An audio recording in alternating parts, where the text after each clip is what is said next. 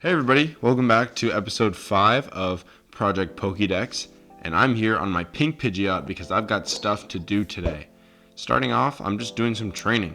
My Larvitar is level 19 in this clip, and he will not be level 19 by the end of the video, I'll tell you that.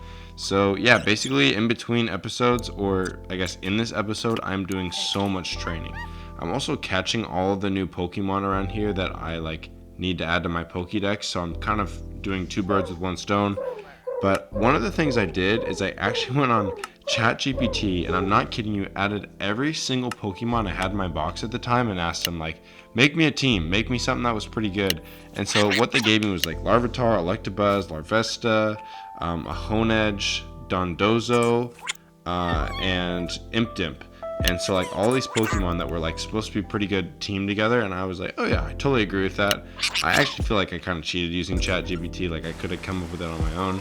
But yeah, here we go. So I got a Pupitar, I was level 30, and then I was kind of just training up my team. My Impdimp leveled up to this little gremlin here, and then there was bosses everywhere. I'm not kidding you when I say I trained a lot. I kept leveling up Pokemon. It was pretty easy to do in the background, like watching a show or something.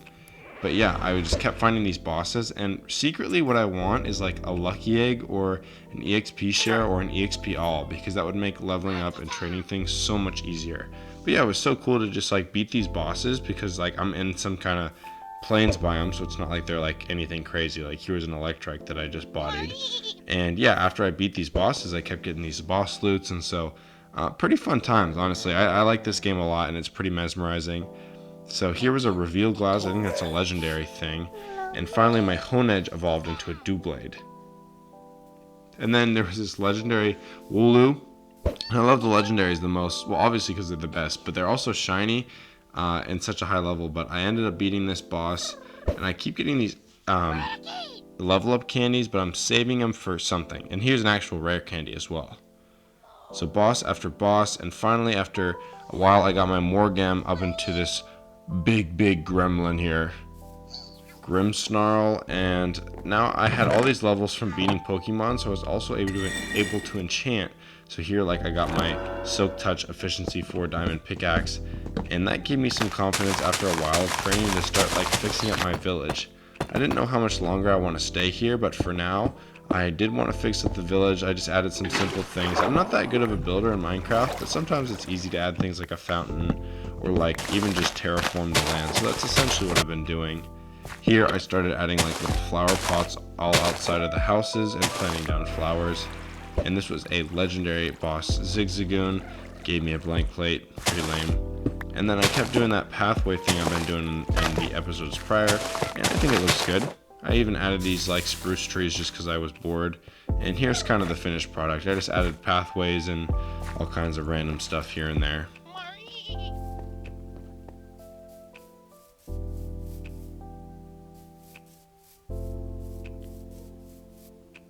After all that business, I had 34 levels, and it was time to do some enchanting.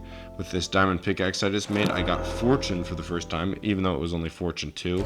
And I also got a pretty good iron axe, and so I started chopping down some trees. A lot of trees, actually, to be honest with you. And then I went into the mines and used that Fortune 2 pickaxe to do some mining, and I found quite a bit of diamonds after this, and with Fortune 2 it was just unbelievable. So then I had 30 levels once again and got Efficiency 4 on a diamond pickaxe. Not what you want to see, but I combined it with my basically broken Silk Touch 1 and got Efficiency 5. Later on I had the confidence to do some building, so I started making something with the blocks I had, which was Deep Slate at the time, and the Silk Touch pickaxe I guess helped make that easier. But I needed quartz for it, so I went to the nether and mined quite a bit of quartz, which was good because I actually got XP from it too. And then that XP got me an Efficiency 4, Fortune 3, and then I made it Efficiency 5, Fortune 3, and Breaking 3. Pretty sweet. And here's this Deep Slate building I had. It was just kind of random, circular. I made it in the middle of my town. I didn't even know what it was going to be, but I made it something. I used lots of spruce from the trees I've been cutting down, and I just hoped it wouldn't look too abysmal. And here's kind of the finished product. I don't know, you can flame me in the comments if it's too ugly, but I think it's fine. And then I finally decided I just wanted to put essentially a Pokemon healer and a PC in the middle and call it good. So here was a yellow healer that I made. I love the look of it. And then I also put down a PC right behind it and a bunch of little Pokeballs in the ground. Here's the finished product.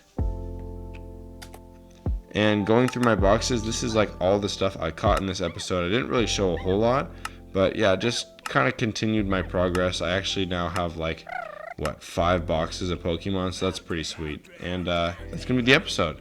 And my current progress here is 123 out of 991 Pokemon.